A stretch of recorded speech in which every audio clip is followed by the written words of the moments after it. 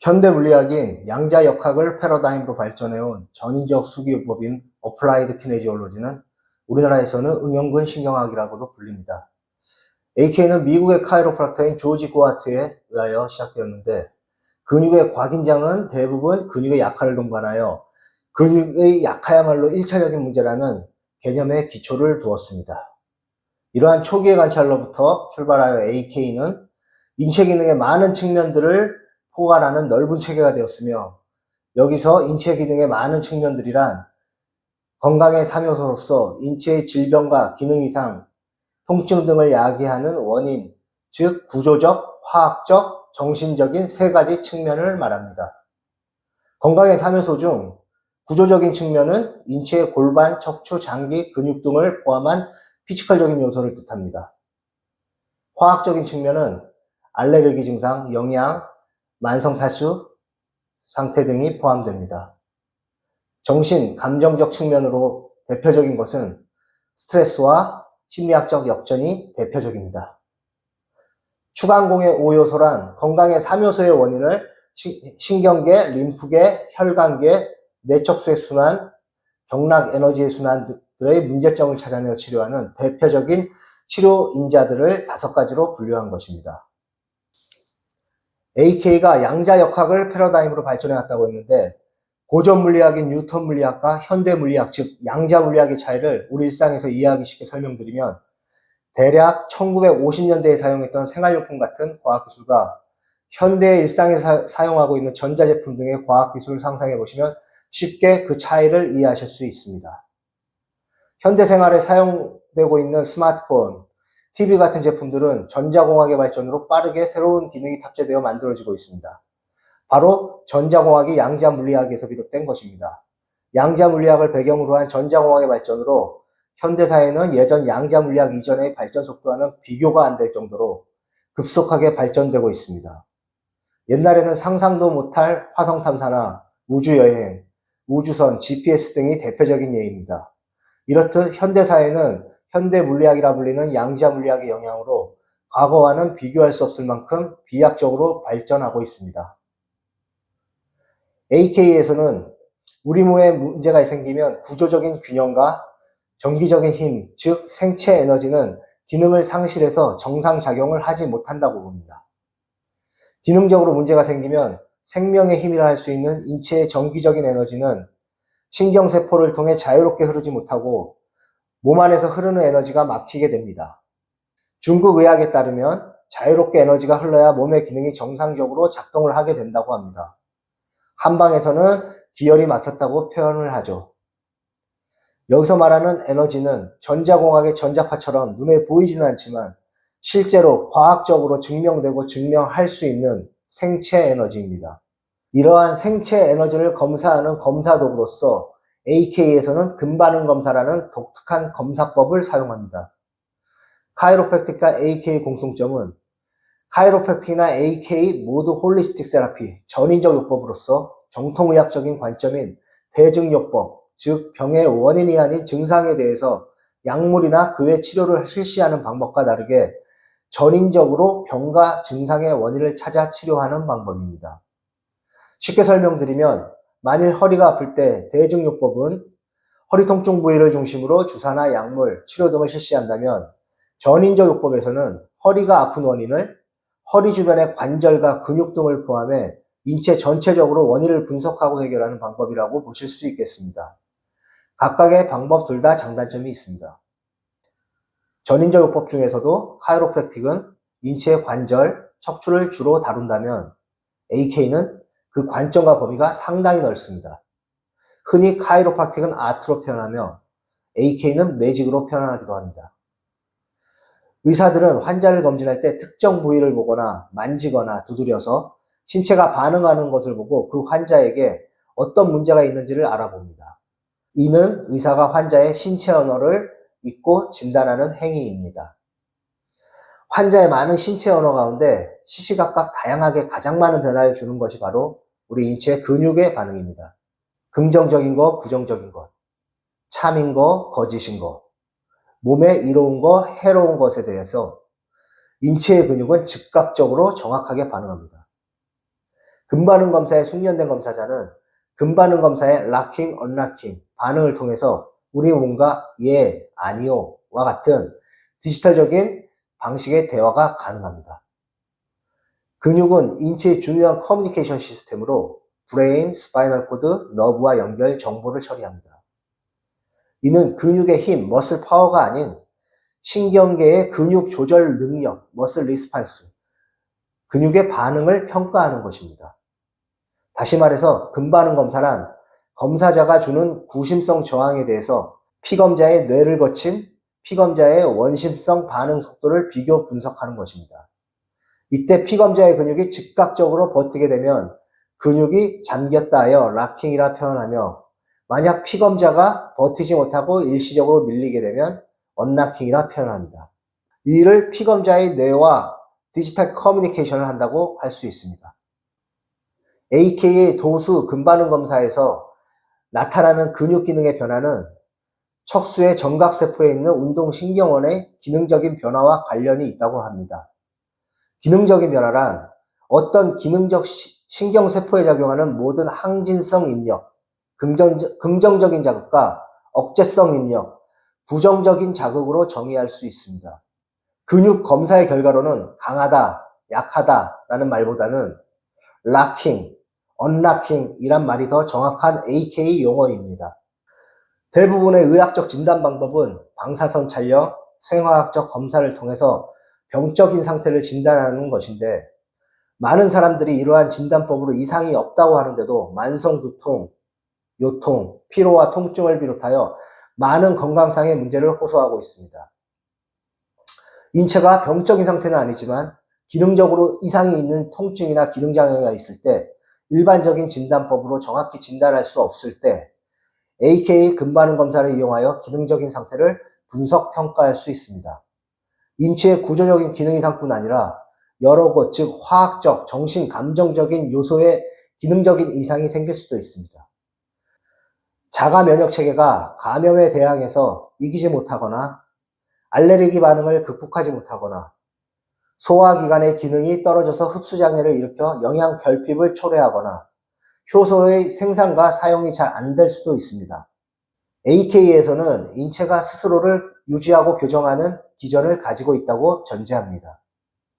AK 검사를 통해서 인체에 어떤 기능장애가 있는지, 기능장애의 원인은 무엇인지, 그리고 건강을 회복하고 유지할 수 있는 치료법이 무엇인지를 찾아낼 수 있습니다.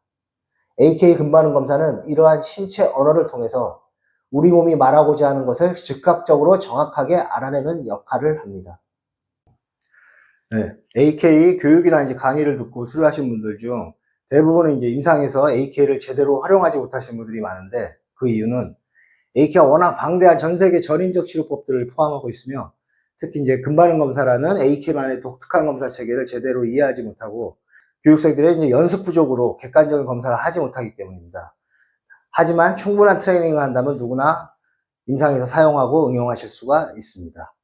자, 그럼 지금부터 AK에서 가장 많이 사용되어지는 금반응 검사의 인디케이터 머슬 테스트, 지표 근육 검사를 하는 방법과 요령을 자세히 설명드리겠습니다. 인디케이터 머슬 테스트란 강하면서 기능적으로 문제가 없는 하나의 근육을 사용하여 구조적, 화학적, 정신적, 즉 건강의 3요소를 진단하는 방법입니다. 여기에서 강하면서 기능적으로 문제가 없는 근육인지 확인하기 위해서 프리테스트라고 하는 예비 검사가 필요합니다. 그럼 그 프리테스트 하는 요령을 지금부터 설명드리겠습니다. 첫 번째, 체크 더 머슬 테스트. 근육 검사나 락킹이 되는 근육을 찾아야 되는데, 일반적으로 우리 전삼각근이 가장 사용하기 편하기 때문에 전삼각근을 사용해서 프리테스트를 해보겠습니다. 자, 전삼각근을 보통 90도 굴곡시켜도 되는데 45도 정도가 가장 사용하는데, 피검자나 검사자 모두 무리가 없기 때문에 45도 정도 이렇게 전삼각근을 굴곡시킨 상태에서, 검사자는 피검자의 손목 살짝 아래를 이렇게 접촉한 상태로, 검사자는 환자의 전삼각근을 신전시키는 방향, 피검자는 전삼각근을 굴곡시키는 방향으로 저항을 주시는데, 여기서 가장 중요한 것은 항상 검사자가 먼저 저항을 주셔야 됩니다. 피검자와 동시에 주거나 피검자가 저항을 먼저 주게 되면 먼저 저항 준 사람이 나중에 저항 준 사람을 검사하는 체계이기 때문에 항상 검사자가 먼저 저항을 준 상태로 피검자는 이 전삼각근이 떨어지지 않게 버티기만 하시면 됩니다. 그리고 또 하나 중요한 게 검사자가 저항을 주기 전에 검사자와 피검자의 접촉은 힘이 0이 돼서는 안 됩니다. 0이라는 말은 가만히 맞대고 있는 게 아니라 어느 정도 서로 검사자는 신전 방향, 피검자는 수축 방향으로 어느 정도의 많은 저항은 필요 없고 아주 살짝 정도 약간의 힘이 필요합니다. 저항을 준 상태에서 이 상태, 힘의 균형이 맞는 이 상태가 시작 자세입니다. 여기서 시작하셔야지 전혀 서로 힘이 0인 상태로 여기 접촉만 하고 시작하면 요 피검자의 뇌가 방어할 준비가 안 돼 있기 때문에 그러면 올바른 테스트가 되지 않습니다. 그래서 중요한 거, 자, 손목을 피해서 접촉을 하시고 항상 검사자가 먼저 저항을 주시는데 또 하나 중요한 거는 저항은 항상 검사자의 체중을 이용해서 일정하게 주셔야 합니다. 지그재그로 이런 식으로 저항을 주시면 안 되고, 자, 제가 눌러볼 테니까 이렇게 버텨보세요. 이런 식으로 상체 체중을 이용해서 주시게 되면 내 체중은 항상 일정하기 때문에 일정한 저항이 계속 들어갑니다. 자, 버텨보세요. 네, 이런 식으로. 그래서 근육이 이렇게 전혀 움직이지 않고 그대로 버티는 상태를 락킹이라고 표현을 하고, 이렇게 락킹되는 근육이 있으면 두 번째 피지컬 챌린지라는 걸 테스트해 보겠습니다. 피지컬 챌린지는 근육의 근방추세포, 모든 근육의 머슬벨리 중앙 부분에 근방추세포가 많이 분포되어 있습니다. 근방추세포는 근육의 길이에 민감하기 때문에 근방추세포의 길이가 미세하게 단축되면 근육이 약해집니다. 반대로 근방추세포가 미세하게만 늘어나도 근육의 힘이 증가하기 때문에 그걸 이용해서 이 근육이 기능적으로 이상이 없는 정상 근육인지를 확인하는 겁니다. 그래서 이 상태에서 락킹되는 근육을 찾았습니다. 두 번째 피지컬 챌린지, 전삼각근 근방추세포를 빠르게 한두 번 모아줍니다. 그리고 바로 검사를 하게 되면 언락킹으로 근육이 바뀌어야 됩니다. 혹시 이게 언락킹으로 바뀌지 않고 그대로 락킹이 되는 근육은 아까 말씀드린 대로 기능적으로 문제가 없는 근육이 아니고 기능적으로 문제가 있는 비정상 근육이 됩니다. 그래서 확인하실 게 첫 번째로 락킹되는 정상적인 근육을 찾으신 다음에 피지컬 챌린지, 그 근육의 근방추세포를 한두 번 빠르게 모아주시고 다시 테스트를 하셔서 언락킹이 나와야 됩니다. 이제 반대로 근방추세포를 벌려주면 근육이 다시 이렇게 힘이 들어오게 됩니다. 요게 바로 피지컬 챌린지입니다. 우리가 전원 스위치를 온오프 키듯이 온오프 키면 불이 들어왔다 나갔다 바로 작동하듯이 근육의 그런 반응을 확인해야 합니다.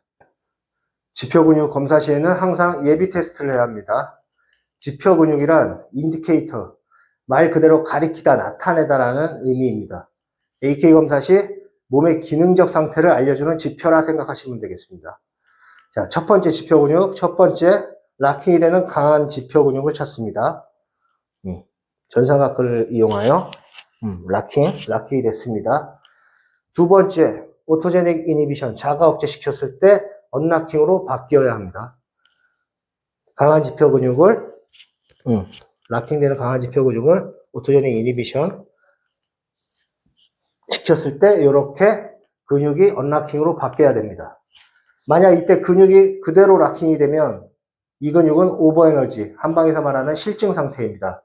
이런 근육을 사용하여 근반응 검사를 하게 되면 어떤 부정적인 자극에도 그 근육은 계속 락킹으로 나오기 때문에 이런 근육을 사용하여 검사하면 안 됩니다. 세 번째, 디하이드레이션 테스트, 탈수 검사. 우리 몸의 약 70%는 물로 구성되어 있습니다. 림프순환, 혈액순환, 뇌척수의 순환 등 물이 필수적이기 때문에 수분이 부족하면 여러 가지 기능 이상을 초래할 수 있습니다. 탈수 검사를 하는 방법은 락킹이 되는 지표 근육을 가지고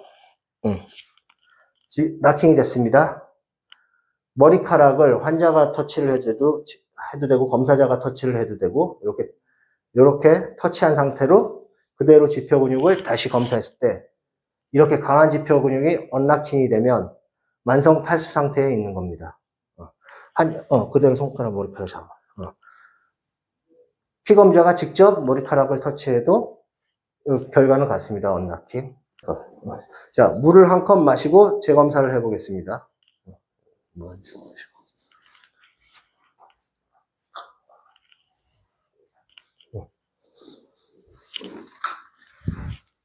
자, 물을 한 컵 마시고 바로 재검사를 하게 되면, 자, 락킹. 다시 머리카락 한번 터치해 보시고, 그대로 이렇게 락킹이 됐습니다. 이거는 이제 만성 탈수 상태를 완전히 치료한 건 아니고, 지표 근육을 검사하는 동안만, 일정한 시간 동안만 만성 탈수 상태를 없애준 겁니다. 이런 분들은 뭐 하루에 2리터 이상 물을 많이 드시게 권장해야 됩니다. 예. 혹시 머리카락이 없으신 분들은 탈수 검사 시에 인체 어느 털이라든지 상관없으니까 어느 털이든지 이렇게 잡은 상태에서 검사를 하시면 됩니다. 만약에 털이 하나도 없다 그러면 이렇게 피부를 핀칭하시고 검사를 하시면 되겠습니다. 네 번째로는 뉴로로지컬 스위칭이라는 신경계 부조화라는 게 있습니다. 이는 좌뇌와 우뇌가 통합되지 못한 상태로서 몸의 좌우의 기능이 역전된 상태입니다. 즉 쉽게 설명드리면 좌우의 근력이 강하고 약한 근육이 바뀌어서 나오는 상태입니다. 이게 예를 들어 우측으로 허리 디스크가 있는 사람이라면 우측 대요근이 소아스 메이저가 약할 겁니다. 양쪽 대요근을 검사했는데 우측이 락킹, 좌측이 언락킹으로 나오면 이럴 때 그 사람은 스위칭을 의심해 볼 수 있겠습니다. 스위칭을 모방하는 검사를 한번 보여드리겠습니다. 초보자들은 금반응 검사를 하실 수가 없기 때문에 그냥 근력 검사하듯이 비슷하게 한번 흉내내 보시기 바랍니다. 자, 다리를 이렇게 힘을 주세요. 근력 검사하듯이 하시면 됩니다. 들어보세요. 힘을 주시고, 네, 강합니다. 반대쪽 다리도 들어보세요. 힘을 주시고 약합니다. 이렇게 약한 근육이 나왔을 때 피검자와 접촉을 그대로 유지한 상태로 근력 검사를 하고 접촉을 그대로 유지한 상태로 피검자의 엄지손가락을 오른쪽 왼쪽 상관없으나 아무거나 하나 이렇게 접어 놓습니다. 좌우를 다시 한번 검사해 보시면 됩니다. 자, 오른쪽 들어보세요. 자, 버텨보세요. 힘. 이렇게 우측이 언락킹으로 바뀌었습니다. 자, 좌측 들어보세요. 좌측은 락킹으로 바뀌었습니다. 요거는 엄지손가락을 접는 핑거 모드를 이용해서 스위칭을 모방한 검사입니다. 이렇게 지표 근육 검사를 하는 동안 좌우의 기능이 구심성 신경의 잘못된 오류로 인해 바뀌는 것이 신경계의 부조화입니다. 신경계의 부조화란 중추신경계에 의해서 해석될 때 잘못된 정보를 보내는 감각 수용체에 기인한다고 합니다. 흔히 기능적으로 좌우가 바뀌는 것과 관계가 있기 때문에 스위칭이라는 용어로 표현합니다. 치료의 지표로서 금반응 검사를 사용할 때 정확한 정보를 얻기 위해서 신경계의 조직화가 필수적입니다. 신경계의 부조화를 방지하고 조직화시키는 마사지 포인트가 있습니다.